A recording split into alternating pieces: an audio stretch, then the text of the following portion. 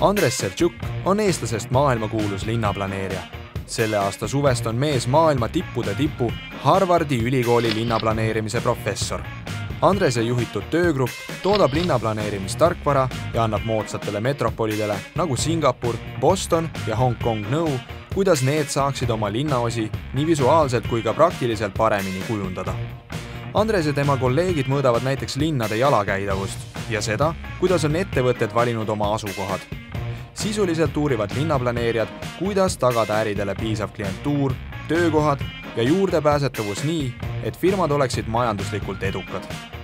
Linnaplaneerimise peamine eesmärk on fokusseerida probleemidele, mis on nii-öelda turu puudujäägid või turutõrked. Et asjad, mida erasektor automaatselt ei tooda. Ja need probleemid on tihtipeale sarnased paljudes maailmalinnades. Avaliku sektor peab tootma head ühistransporti, seda ei tee kunagi eraturg automaatselt.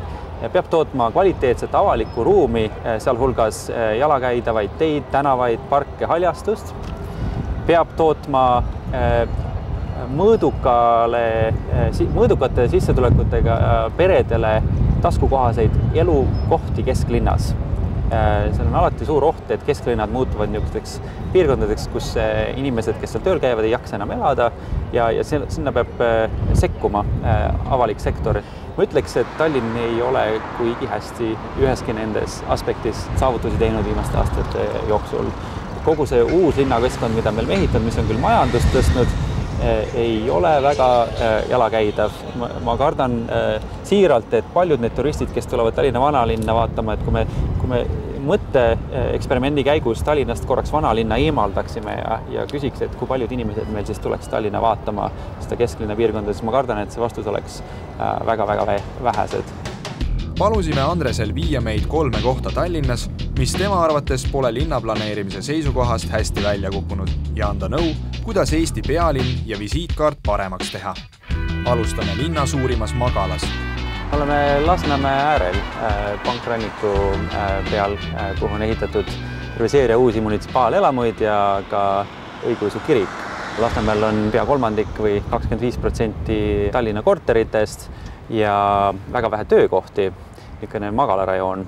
Ja vaatamata sellele on siin näha päris palju uusi kortereid ehk elukohti veel juurde tulnud. Mis on kvaliteetselt muidugi paremad kui need, mis siin ümberringi on, aga minu jaoks on suur küsimus, kas me peaks ehitama kortereid Lasnamäele, kus meil ainult korterid ongi.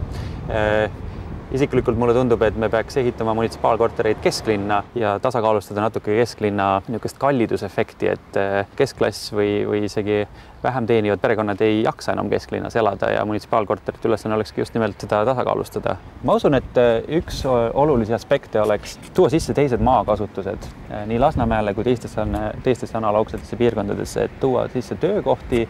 Natuke keeruline muidugi meelitada ärihooneid Lasnamäele, sest neil on omad asukoha põhimõtted, kesklinn on atraktiivsem, sinna saab kergemini ligi, seal on teine imago, aga on olemas ka teine seeria töökohti nagu väikeettevõtluses või isegi kergtööstuses või manufaktuurides, mis traditsiooniliselt linnaplaneerimisel on lahus hoitud hoonestusest. Need on ajalooliselt lahus on sel põhjusel, et nad on reostavad. Ja nad toodavad suitsu ja lärmi ja kõike muud ebameeldivat. Aga tänavu see ei ole enam niimoodi. Tänavu tööstus on liikumas 3D printimise suunas, pigem niisugune puhas tehnoloogia, isegi Lasnamäe külje peal olevad tehased, mis panevad kokku Ericssoni telefoni ja nii edasi, on väga high-tech ja puhtad ja pole mingit põhjust, et neid peaks hoidma industriaalparkides eemal hoonestusest. Ja teiseks on olnud Tallinnas niisugune ka palju diskussiooni tekitav otsus ühistransport tasuta muuta vähemalt linnakodanikele. Isiklikult tundub, et võib-olla see bussipileti hind ja selle mõju, ühistranspordi mõju ei ole olnud piisavalt julgustav. Osad uuringute kohaselt on ainult 1-2% rohkem hakatud sõitma ühistranspordiga. Muidugi Lasnamäel on see osakaal suurem olnud, mis on väga tore, et siin ongi vaja rohkem ja paremat ühistransporti. Aga see pileti hind ei tundu nii märkimisväärne, et see mõju oleks olnud suur ja võib-olla see näitab seda, et oleks see finants, mis on läinud selle süsteemi taha, pigem pidanud minema transpordisüsteemide laiendamiseks, pikendamiseks ja graafikute tihendamiseks. meie teine peatuskoht on Ülemiste liiklussõlme ja Ülemiste City nime all tuntud kaubandus- ja büroopindade tuiksoon. No ma valisin selle sellepärast, et siin on 3 väga huvitavat asja, millest me võiks põgusalt rääkida. Esiteks, meie selja taga saab olema Tallinna Eesti kõige olulisem transpordisõlm ehk siis kiirraudteejaam, mis ühendab Tallinnat Läti, Leedu, Poola ja Saksamaaga.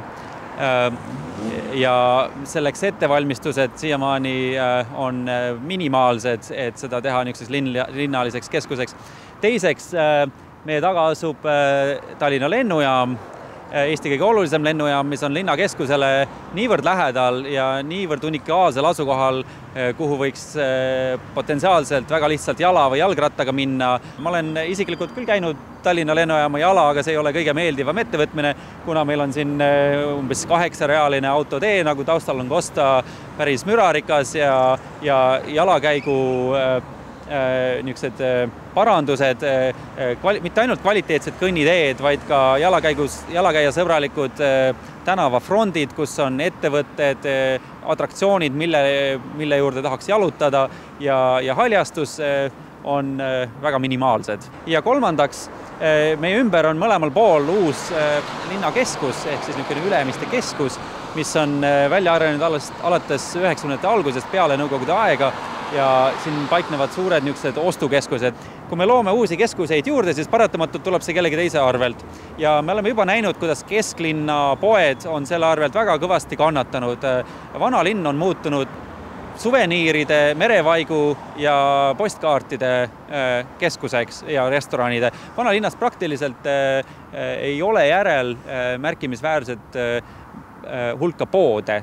See on kõik seotud sellega, et meil on ostlemine liikunud ära kesklinnast äärelinna suurtesse keskusse, mis tõmbavad ära siis ostujõuekust linna keskselt eemale. Ja kõik need asjad on omavahel seotud. Ja minu arust me peaks mõtlema väga tõsiselt selle üle, kuidas me peaks reguleerima selliseid keskuseid ja kas me tohiks üldse lubada uute keskuste ehitamist, eriti niisugustesse piirkondadesse nagu Tallinna kõige tähtsam rongijaam. Andrese soovitusel maabume finaaliks kohta, mis on kahtlemata paljudele Eesti külalistele esimene mulje, mis neile Maarjamaast avaneb.